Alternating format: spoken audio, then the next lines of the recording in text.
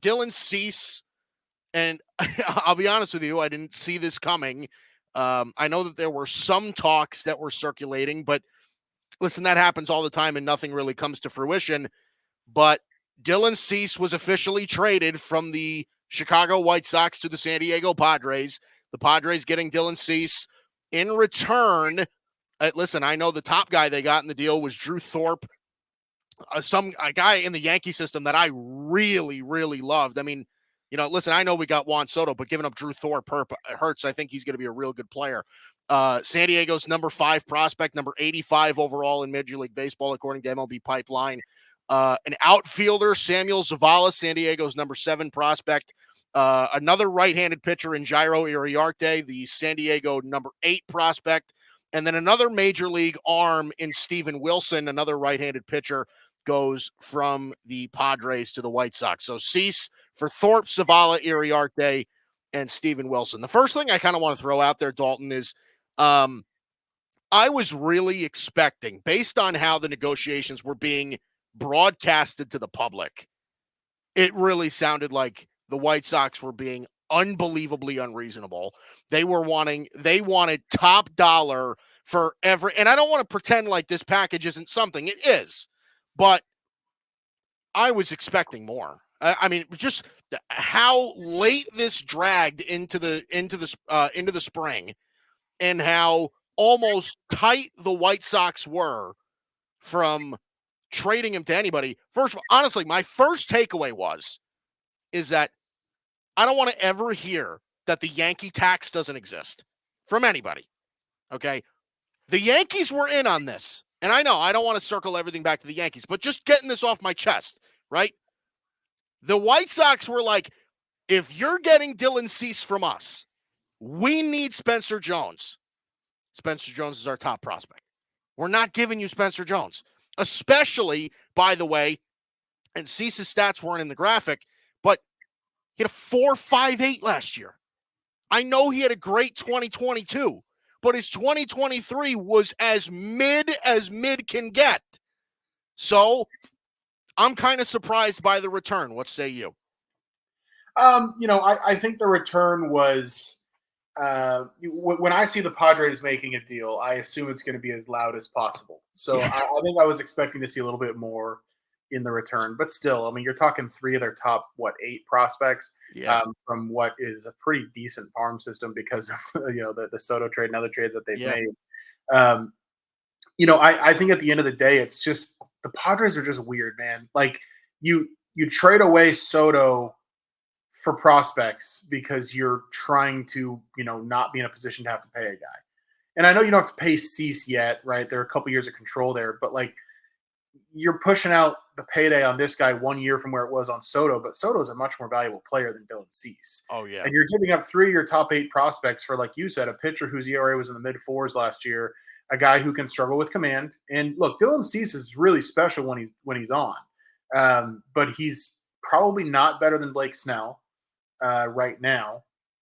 For me, I actually wouldn't have him as the best pitcher in that rotation. I think that's Joe Musgrove, but I think the Padres are just weird, man. Like I don't get it, right? It's like are we building? Are we getting prospects? Like what's the plan? Sometimes I think they just like to make noise, and I think they recognize that the narrative around them was, oh, the Padres were average last year and now they're giving up.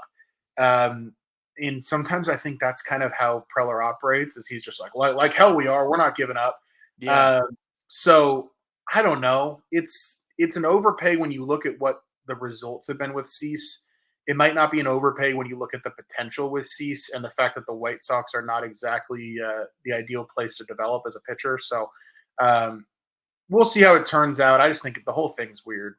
Yeah, I mean, I took a gander, and this is kind of out of my depth because I'm a very feet on the ground kind of guy. I'm not somebody that likes to float a lot into, I value analytics, but I don't ever bother to learn them. I just kind of say that they exist and they're important, and that's really the end of it. But you might be proud of me, Dalton, as I actually took a look at his Baseball Savant page the other day, and there's no question that the stuff is there, right? Like his whiff rate is in the 84th or 85th percentile. Like he's getting swings and misses, right? He's definitely fooling guys. But like when he's not fooling guys, that ball finds the barrel a lot. Like he's among like the bottom quarter of the league when it comes to like giving up hard hit baseballs when he's not on. You know what I mean? So like I kind of found it funny because you sent me a text when the Cease trade happened, and you were just like, you know what, this is typical Padres. They buy at the top of the market virtually every time. Yeah. And I'm like, you know what, it's so true that that's the case because they've done it with almost everybody. They did it with Bogarts. They did it with Machado. They did it with Darvish. They've done it with everybody that's virtually on that roster. So you kind of had, and I'll pull up the graphic again, right? Because this is kind of where the National League West kind of shapes up now as far as where the projections go. Now, you think Pacoda is a little bit lower on the Padres. Does this make them any better in your mind?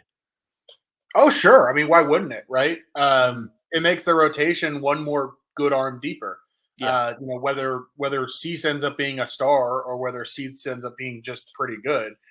Either way, it makes the rotation one arm deeper, and I don't think the prospects that they traded away were going to make a major league impact this year. So, Yeah. in terms of does it make them better this year? Yes, sure. And I think that I'm going to have some things to say about the Padres later on in the show in a couple different segments, but Yeah. so I think it makes them better. And you heard me say it last week. I think the Padres in general are an underrated team coming into this year.